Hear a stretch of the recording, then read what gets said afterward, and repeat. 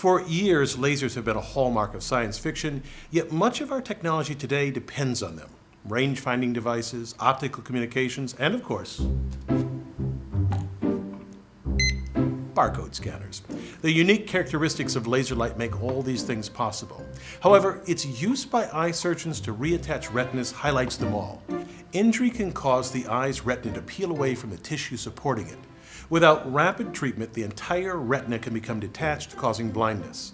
Surgeons use green laser light of nearly a single wavelength because that color passes through the eye's lens and vitreous humor without being strongly absorbed, and thus without causing damage. The laser beam then strikes the retina where the tissue strongly absorbs that light, using the high-intensity light to weld the detached retina back into place. The beam's narrowness allows the surgeon to affect only the area of the retina that needs to be repaired, areas as small as 30 microns. How a laser creates light with these three characteristics is a tour de force of engineering. Let me show you. Any glow-in-the-dark toy can illustrate the basic principles of creating laser light. This glows because the zinc-copper-based compound coating the inside can absorb energy from a light source and then later radiate it as light. The light provides energy to electrons in the coating, promoting them to higher energy levels. Once the light is off, these electrons slowly lose their added energy and return to their lower energy ground states. The energy lost is given off as light. A closely related phenomenon lies at the heart of a laser. Let me tell you about the engineering in the very first laser based on ruby.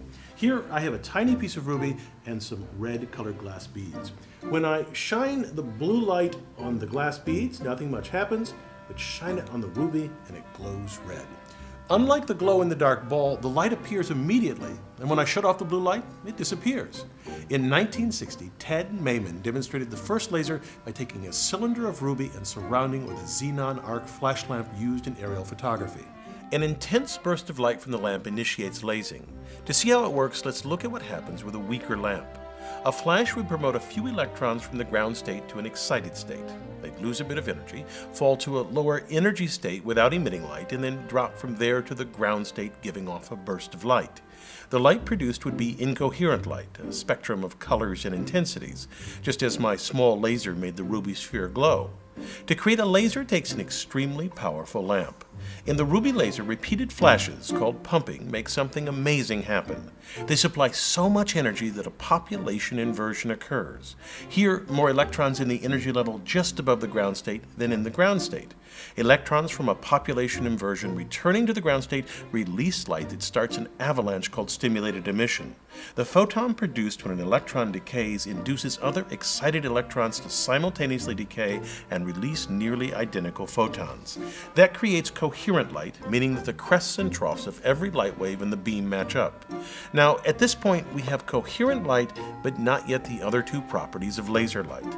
To get a narrow beam with all the light rays parallel and of a nearly single wavelength requires an addition to the ruby rod.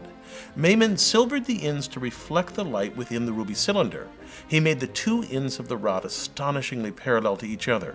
From top to bottom, the distance between these two mirrors differs by no more than 200 nanometers. Inside this resonant cavity, two things happen. First, any light rays that don't line up with the axis eventually just exit out the side of the cylinder, and the light parallel to the axis becomes intensified and narrowed in wavelength. The mirrored ends create a standing wave, which means only light of particular wavelengths can exist inside the cavity. By choosing the rod length correctly, we can get the nearly single wavelength of light characteristic of a laser.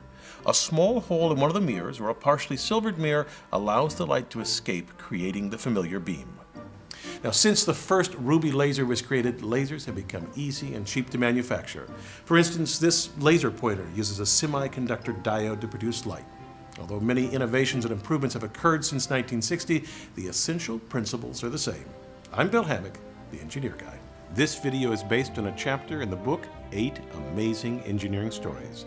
The chapter features more information about this subject. Learn more about the book at the address below.